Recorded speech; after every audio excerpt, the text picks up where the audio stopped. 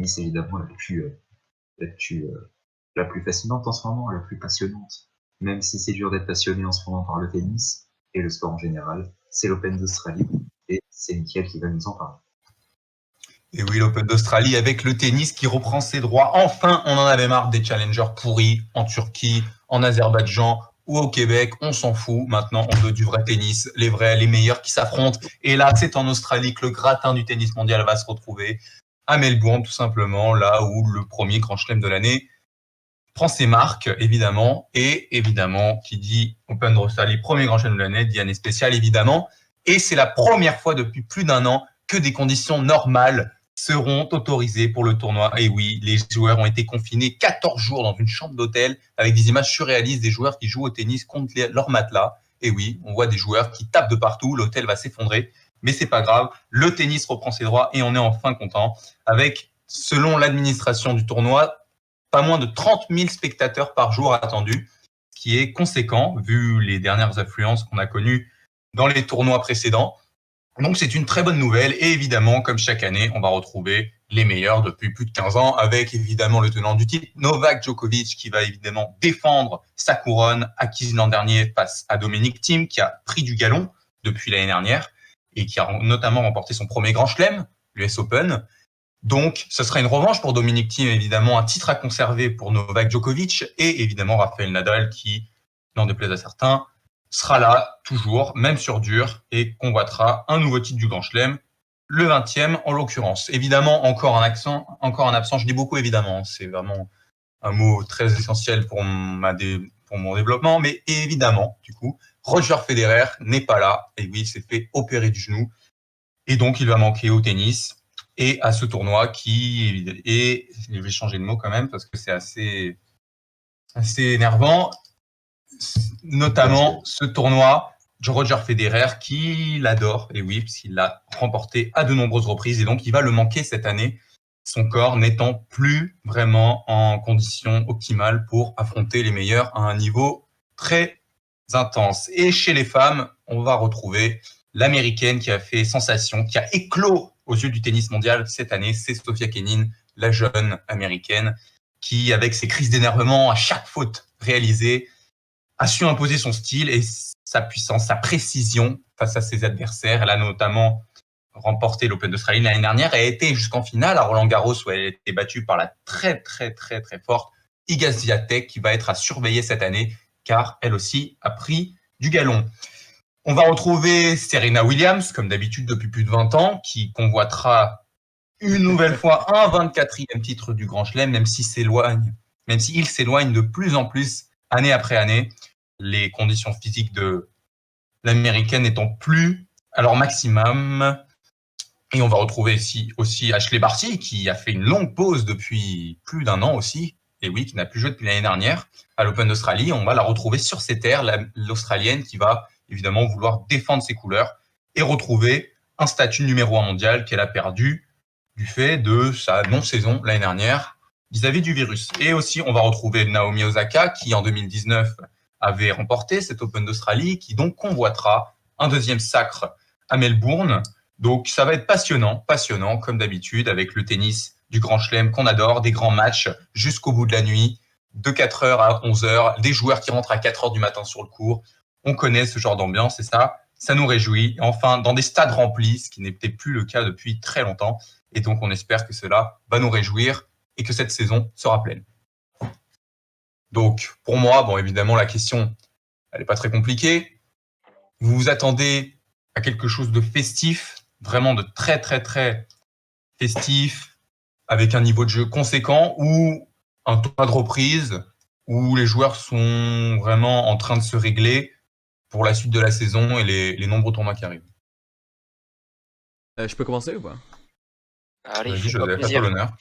Alors, moi, mon avis sur la question, il est pas tranché. C'est-à-dire que, déjà, l'Open d'Australie, moi, c'est vraiment un tournoi que j'apprécie tout particulièrement parce que c'est un tournoi, bon, ça c'est complètement biaisé, hein, mais c'est parce que c'est un tournoi souvent remporté par mon joueur favori, Novak Djokovic. Ah, l'erreur. Mais même, c'est vrai que comme tu l'as justement dit, Michael, c'est vrai qu'il y a une ambiance particulière. Les matchs qui se terminent super tard, qui commencent super tard, puis il y a le décalage horaire avec la France. Quand tu te réveilles le matin, que t'as encore des matchs qui sont en train de jouer, Enfin, non, sérieux, c'est C'est une ouf. ambiance, c'est une ambiance très particulière que moi j'aime beaucoup. Et cette ambiance, elle est encore plus mise en valeur par le contexte actuel qui fait que, bah, oui, comme tu l'as dit, c'est vraiment le premier tournoi où les conditions sanitaires permettent d'avoir une vraie ambiance, et c'est-à-dire pas 3 spectateurs dans un stade à 30 000 places. Donc, non, c'est vrai, beaucoup d'excitation. Le premier, comme tu l'as dit aussi, hein, vraiment beaucoup d'excitation, puisque c'est le premier vrai tournoi après les challengers de Quimper, tout ça. Donc, c'est vrai que d'un côté, il y a beaucoup d'excitation à l'approche de ce tournoi, mais de l'autre, c'est vrai que bah, c'est un tournoi de reprise. Les joueurs sont confinés, enfin, les joueurs ont joué contre des matelas pendant 14 jours. Donc, le niveau de tennis ne va peut-être pas être aussi élevé que d'habitude, mais bon, entre pas du tout de tennis et un niveau de tennis un peu moins élevé que d'habitude, vaut mieux un tournoi avec des joueurs en moins bonne forme. Et puis, il faut bien un début à tout. Globalement, moi, je suis quand même très très excité que le tennis reprenne cette saison. C'est vrai que c'est quelque chose qui m'avait manqué, les vrais tournois avec des joueurs. Donc non, hâte de voir ça, clairement.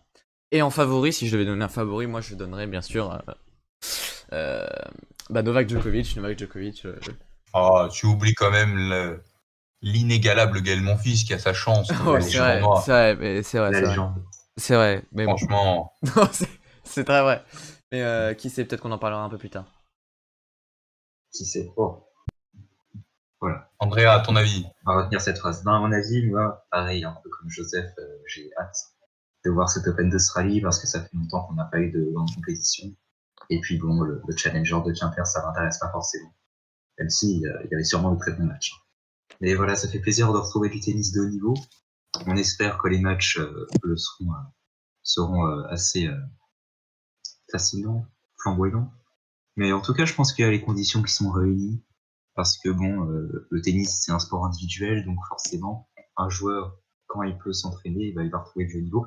Le seul problème, c'est qu'on avait eu quelques plaintes de certains joueurs sur le fait qu'ils n'avaient pas assez de temps pour s'entraîner, que certains avaient dit on arrive en Australie, on s'entraîne que 4 heures par jour, et ce qui est pas beaucoup pour un joueur de tennis de très haut niveau.